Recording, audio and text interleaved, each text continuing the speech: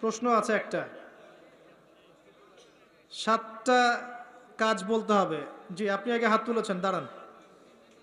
7টা বলতে হবে। যে যুবক যৌবন আল্লাহর রাস্তায় ব্যয় করে, যে যুবক 3 নম্বর হচ্ছে যে যুবক তাকে খারাপ কাজে আহ্বান করার পরেও সে যায় না।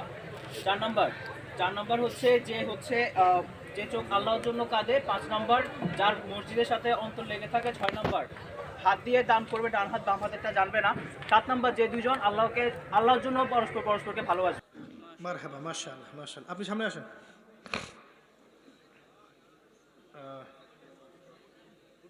জি শিওর। কি নাম ভাইয়ের? সাকিব মাহমুদ। শুক্রিয়া। কি করেন? পড়ালেখা করছি, ইন্টার কমপ্লিট করেছি। শুক্রিয়া, জাযাকাল্লাহ। ইন্টারমিডিয়েট একটা ছেলে এই হাদিসটার অ্যান্সার দিতে পারছে, এটা কিন্তু আমার জন্য গর্বের বিষয়।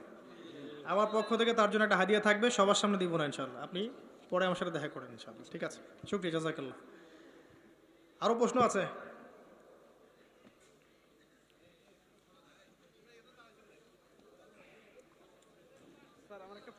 চারটা কাজ, যে 4টা কাজ নারীরা করলে জান্নাতে যাবে ইনশাআল্লাহ।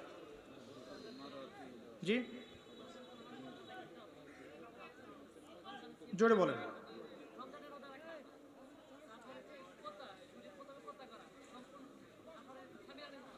শুক্রিয়া, আসেন সামনে আসেন। জাযাকাল্লাহ, মাশাআল্লাহ, জাযাকাল্লাহ। আরও আছে, আরও আছে, বসেন। কি নাম আপনার? মোহাম্মদ শরীফুল ইসলাম। বসেন। শুক্রিয়া, জাযাকাল্লাহ খায়রান। পর্দার 4টা মূলনীতি বলেছে, পর্দার 4টা মূলনীতি বলেছে, কে বলতে পারবেন? বলেন। পোশাক ঢিলেঢালা হতে হবে। তারপর হচ্ছে পুরুষদের পোশাক পরা যাবে না। তারপর হচ্ছে এমন পোশাক যা বাইরে থেকে ভিতরে দেখা যাবে না। চেষ্টা করেন, হচ্ছে, ঠিক আছে। হচ্ছে অন্য ধর্মের পোশাক হওয়া। শুক্রিয়া, শুক্রিয়া, সামনে আসেন। জাযাকাল্লাহ। কিছু উপকৃত হয়েছি আজকে আমরা মাহফিলে ইনশাআল্লাহ। কয়জন হচ্ছে? 3জন। আচ্ছা, প্রশ্ন, নবী সাল্লাল্লাহু আলাইহি ওয়াসাল্লামের